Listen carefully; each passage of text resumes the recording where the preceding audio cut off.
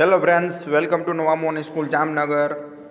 હવે આપણે આજે ગુજરાતી ધોરણ 4 જે દ્વિતીય સત્ર આપણું બીજું સેમ શરૂ કરવા જઈ રહ્યા છે આપણે, જેમાં ચેપ્ટર નંબર 8 પત્ર લખવાની મજા, જેના લેખક છે ઈશ્વરભાઈ પરમાર.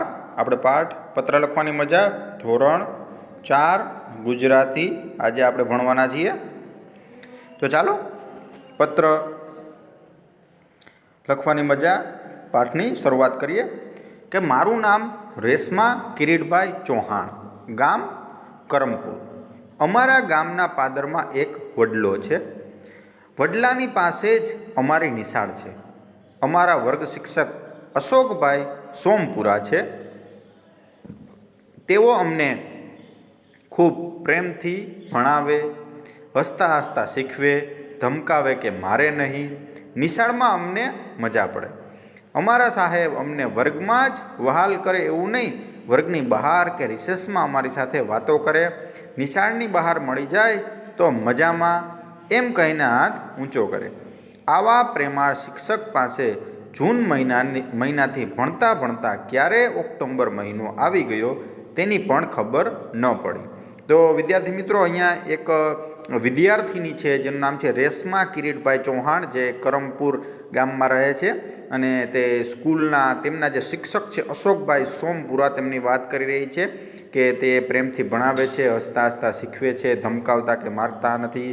બહાર પણ જ્યારે સ્કૂલની મળે છે ત્યારે આપણને પ્રેમથી હાથ ઊંચો કરીને મજામાં એમ કરીને બોલાવે છે. તો એની વાત છે. વેકેશન જાહેર થયું.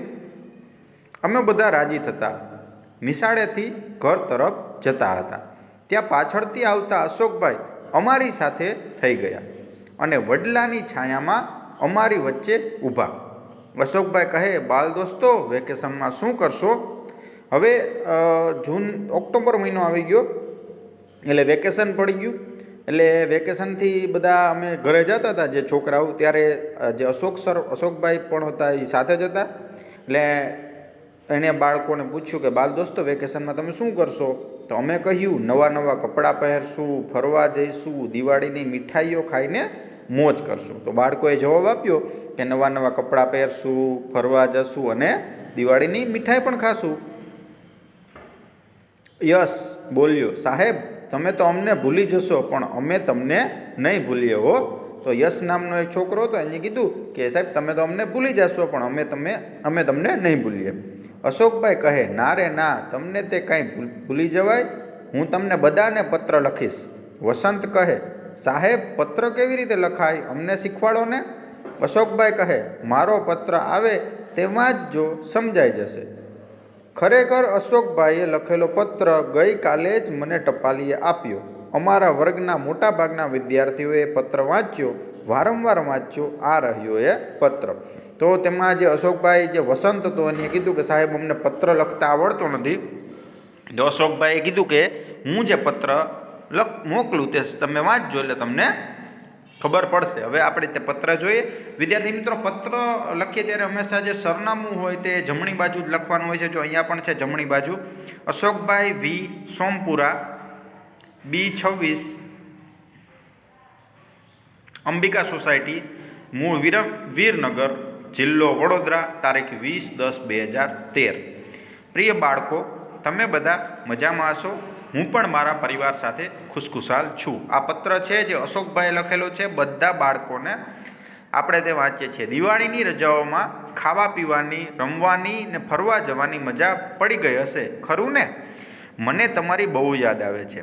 તમે બધા મને પૂછતા હતા ને કે પત્ર કેવી રીતે લખાય. જુઓ, પત્ર લખનારે પોતાના નામ, સરનામા તથા તારીખ પત્રની મથાળે જમણી બાજુએ લખવા. જો વિદ્યાર્થી મિત્રો, અહીંયા જમણી બાજુએ નામ, અશોકભાઈ, તારીખ, સરનામું બધું લખેલું છે. આપણે જેને પત્ર લખતા હોઈએ તેને યોગ્ય સંબોધન કરવું જોઈએ, યોગ્ય સંબોધન આપવું જોઈએ તેને, કે આપણાથી મોટા હોય એને પૂજ્ય કે આદરણીય, અને મિત્ર કે સરખી ઉંમરના વ્યક્તિ માટે પ્રિય કે સ્નેહી એવું લખી શકાય. તો વિદ્યાર્થી મિત્રો, આપણે કોઈ મોટાને પત્ર લખતા હોય ત્યારે આપણે પૂજ્ય કે આદરણીય આવા શબ્દોનો ઉપયોગ કરી શકીએ છીએ. અને જો આપણા કોઈ નાની ઉંમર હોય કે આપણા સરખી ઉંમરના કોઈ આપણે મિત્ર હોય તો એને પ્રિય કે સ્નેહી લખી શકાય. જો અહીંયા પ્રિય બાળકો લખેલું છે આ પત્રમાં, પ્રિય બાળકો સરનામું અહીંયા આપેલું છે. સંબોધન પછીની લગભગ અલગ લીટીમાં યોગ્ય વિવેચન લખવું, જેમ કે વડીલો માટે સાદર પ્રણામ અને મિત્રો માટે સ્નેહભરી યાદ લખી શકાય. આ પછી ફકરો પાડીને જે કારણસર પત્ર લખ્યો હોય તેના વિશે લખવું. પત્રના અંત ભાગમાં વિદાય વચન લખવાનું હોય છે, જેમ કે લી એટલે લિખિતં, લિખિતં સ્નેહાધીન રેશમાના નમસ્કાર. આમ અહીં પત્ર પૂરો થયો કહેવાય. તે પછી પરબીડિયા કે કવર પર પત્ર મેળવનારના પૂરા નામ, સરનામું, પિનકોડ, નંબર સહિત લખવા જોઈએ. તેની બીજી બાજુએ પત્ર લખનારના નામ, સરનામું હોય. બાલ દોસ્તો, પત્ર લખનમાં બીજી પણ કેટલીક કાળજી રાખીએ તો આપેલ લખેલ પત્ર બીજાને વાંચવાની મજા આવે. વાંચો. તો વિદ્યાર્થી મિત્રો, પત્ર કેવી રીતે લખાય તો આપણે પત્રની વાત કરી રહ્યા છીએ. એક તો જમણી બાજુ સરનામું લખવામાં આવે છે, પછી પ્રિય મિત્રમાં આપણે સરખી ઉંમરના આપણા મિત્ર હોય તો એને પ્રિય કે સ્નેહી લખી શકીએ છીએ. મોટી ઉંમરના હોય તો પૂજ્ય અને આદરણીય લખીએ છીએ. પછી વડીલો હોય તો તેને સાદર પ્રણામ એમ કરીને શરૂઆત કરવી જોઈએ. પછી છેલ્લે લાસ્ટમાં એમ લખવું જોઈએ કે લિખિતં, લીનો અર્થ થાય લિખિતં, લિખિતં પછી આપણે લખવાનું આપણું નામ. અને પરબીડિયું હોય એટલે કે જે પોસ્ટ કાર્ડ હોય તેમાં સરનામા પણ સરખા લખવા જોઈએ. બીજી શું બાબતો છે તે આપણે જોઈએ કે લખાણના બધા જ અક્ષરો મરોડદાર, વ્યવસ્થિત અને યોગ્ય રીતે લખાયેલા હોય. કે જે બધા અક્ષરો છે તે મરોડદાર અને સરસ હોવા જોઈએ. ટૂંકમાં અક્ષર સારા હોવા જોઈએ. બધા જ અક્ષરો અને શબ્દો આડી સીધી લીટીમાં લખેલા હોય. બે અક્ષરો વચ્ચે, બે શબ્દ વચ્ચે તેમજ બે લીટી વચ્ચે યોગ્ય અને એક સરખું અંતર રાખેલું હોય. જે આપણે અક્ષર લખીએ, શબ્દ લખીએ, લીટી લખીએ, આ બધા વચ્ચે અંતર રાખેલું હોવું જોઈએ. અક્ષરો ઘૂંટેલા, જાડા પાતળા ન હોય કે લખાણમાં છેકછાક ન હોય. એટલે ક્યાંય આપણે બહુ અક્ષરો જાડા પાતળા નહીં કરવાના, ઘૂંટવાના નહીં અને છેકછાક નહીં કરવાના. અક્ષરોનો વળાંક એક સરખો જ હોય, એક સરખો વળાંક જ આપણે રાખવાનો. વિરામ ચિહ્નોનો યોગ્ય ઉપયોગ થયો હોય. આપણે વિરામ ચિહ્નો છે જ્યાં પૂર્ણ વિરામ, અલ્પ વિરામ, અવતરણ ચિહ્ન, આ બધાનો ઉપયોગ કરવાનો સરખી રીતે. મારો આ પત્ર વાંચીને તમે પણ મને પત્ર લખજો. વેકેશનમાં તમે કઈ કઈ પ્રવૃત્તિઓ કરી તે વિશે તો ખાસ લખજો.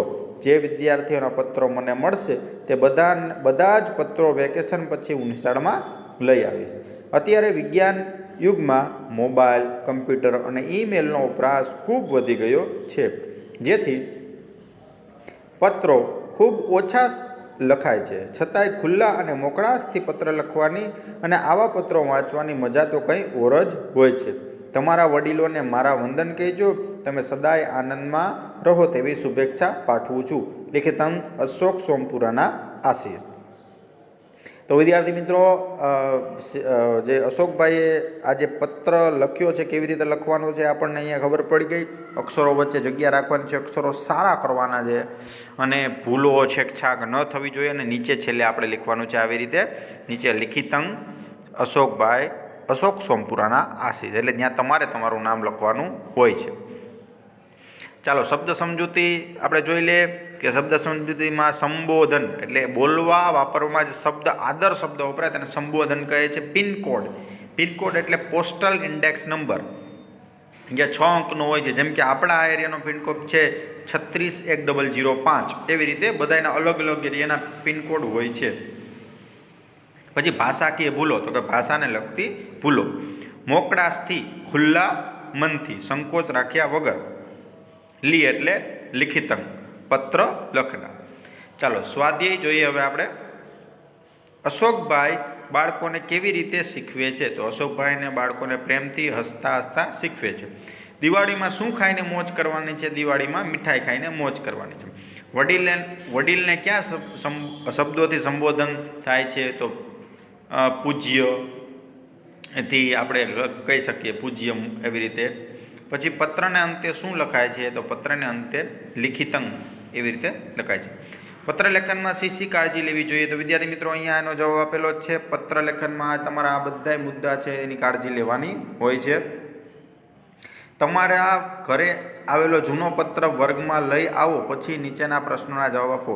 તો તમારા ઘરે કોઈ જૂનો પત્ર હોય તો એના ઉપરથી જ આના જવાબ તમારે લખવાના રહેશે. ચાલો, એક વાક્ય, એક કે બે વાક્ય લખો. તો અહીંયા પેલું આપણે છે ટપાલી. તો ટપાલી ટપાલ આપવાનું કામ કરે છે.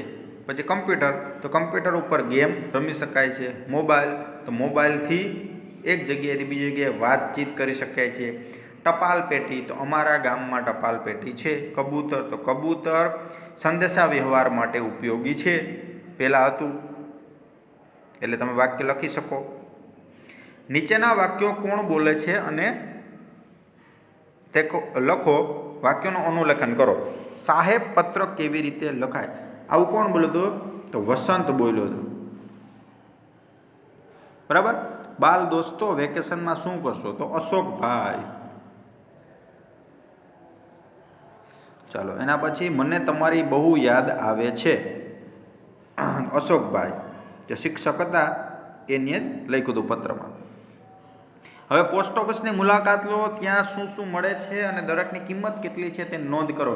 વિદ્યાર્થી મિત્રો, પોસ્ટ ઓફિસે તમે એકવાર જાજો અને ત્યાં જેવી રીતે જે વસ્તુ મળતી હોય, પોસ્ટ કાર્ડના માની લો કે 1 રૂપિયા 2 રૂપિયા હશે. પછી તમે કોઈ જગ્યાએ પોસ્ટલ એડી કરો છો, ટિકિટ લ્યો છો જે પોસ્ટની, તે ઘણી હોય, 1 વાળી હોય, 2 વાળી, 3 વાળી, એવી રીતે ટિકિટ અલગ અલગ આવતી હોય છે. ત્યાં તમને સ્ટેમ્પ પેપર પણ મળી શકે છે. તો આવી રીતે ઘણી બધી વસ્તુઓ ત્યાં તમે જોઈ શકો છો, ત્યાંથી મેળવી શકો છો.